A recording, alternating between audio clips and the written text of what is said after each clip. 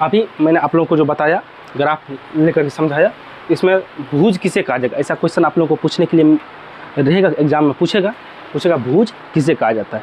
तो किसको कहा जाता है भुज? एक्स एक्सिस को ही तो भुज कहा जाता है। तो एक्स एक्सिस का दूसरा नाम क्या होता है? भुज होता है। और कोटि पूछेगा किसे कहते हैं? वाई एक्सिस का दूसरा नाम क्या होता है? कोटि होता है। इसमें कोई दिक्कत नहीं। अब अगर आपको इस तरह से कोई ग्राफ बना करके अगर क्वेश्चन पूछे तो समझिए बात को। ग्राफ में जो पहला होता है उसको एक्स एक्सिस कहा जाता है, और जो ऊपर से नीचे होता है उसको वाई एक्सिस कहा जाता है। ठीक है ना। एक्स एक्सिस के धनात्मक मान को एक्स और ऋणात्मक मान को एक्स डैश कहा जाता है। ऊपर का मान को, धनात्मक वाला मान को वाई और नीचे वाला मान को वाई डैश कहा जाता है।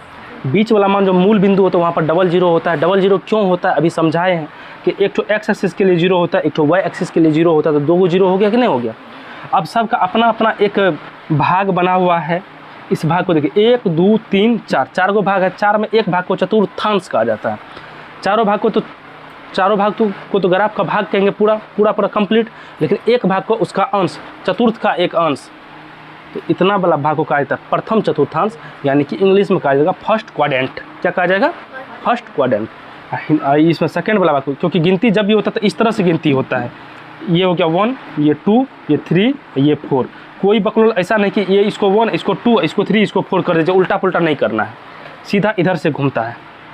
ठीक है ना। अपना घड़ी जो है, घड़ी ऐसे घूमता है ना, घड़ी ऐसे घूमता है ना, तो वो हो गया क्लॉकवाइज। लेकिन जब वही घड़ी ऐसे घूमने लगे तो उसको कहा जाता है एंटी क्लॉकवाइज। तो क्या इसका मान एंटी क्लॉकवाइज घूम रहा है? इसका मान एंटी क्लॉकवाइज घूम रहा है ना।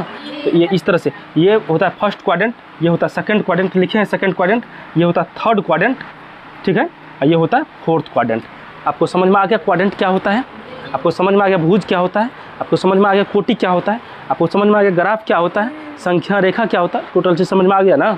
इतना थ्योरी को आज आप लोग दिमाग में रख लीजिए, कल से इस पर क्वेश्चन करेंगे एकदम ज़बरदस्त तरीके से।